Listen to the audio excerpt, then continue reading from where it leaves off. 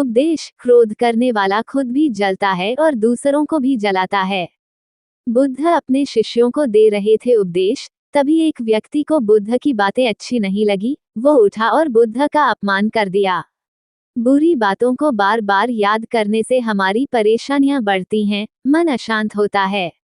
इसलिए दुख देने वाली बातों को भूलकर आगे बढ़ना चाहिए। इस संबंध में गौतम बुद्ध का एक प्रसंग प्रचलित है। गौतम बुद्ध अलग अलग क्षेत्रों में भ्रमण करते और अपने शिष्यों को उपदेश देते थे। एक गांव में वे उपदेश दे रहे थे। बुद्ध ने कहा कि क्रोध ऐसी अग्नि है जिसमें क्रोध करने वाला खुद भी जलता है और दूसरों को भी जलाता है। बुद्ध के प्रवचन सुनने के लिए बड़ी संख्या में लोग वहां बैठे थे। उन लोगों में बहुत गुस्से वाला एक व्यक्ति भी बैठा हुआ था। उसे ये बातें पसंद नहीं आई। वह अचानक उठा और बोलने लगा कि बुद्ध, तुम पाखंडी हो। बड़ी बड़ी बातें करना ही तुम्हारा काम है। तुम लोगों को भ्रमित कर रहे हो। तुम्हारी ये बातें आज कोई मायने नहीं रखती हैं। व्यक्ति लगातार बुद्ध को अपमानजनक बातें सुना रहा था। वहां बैठे सभी लोग ये देखकर हैरान थे कि बुद्ध ये सब शांति से सुन रहे थे, लेकिन कुछ बोल नहीं रहे थे। क्रोधी व्यक्ति बुद्ध को शांत देखकर और ज्यादा क्रोधित हो गया।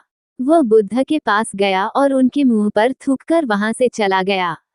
घर पहुंचकर क्रोधी व्यक्ति का मन शांत हुआ तो उसे अपने किए पर बहुत पछतावा हुआ। वह बुद्ध से क्षमा मांगने पहुंचा, लेकिन उस गांव से बुद्ध पड़ोस के गांव के लिए निकल चुके थे। वह व्यक्ति बुद्ध को खोजते हुए दूसरे गांव में पहुंच गया। वहां व्यक्ति को जैसे ही बुद्ध दिखाई दिए, वह उनके चरणों में गिर गया और क्षमा मांगने लगा।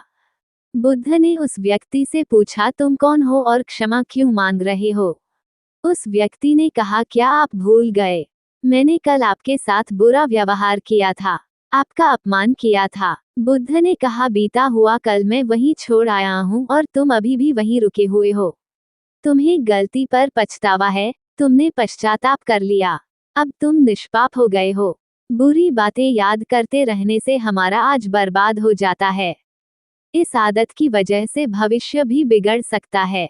इसलिए बीते हुए कल की बातों को भूलकर आगे बढ़ना चाहिए।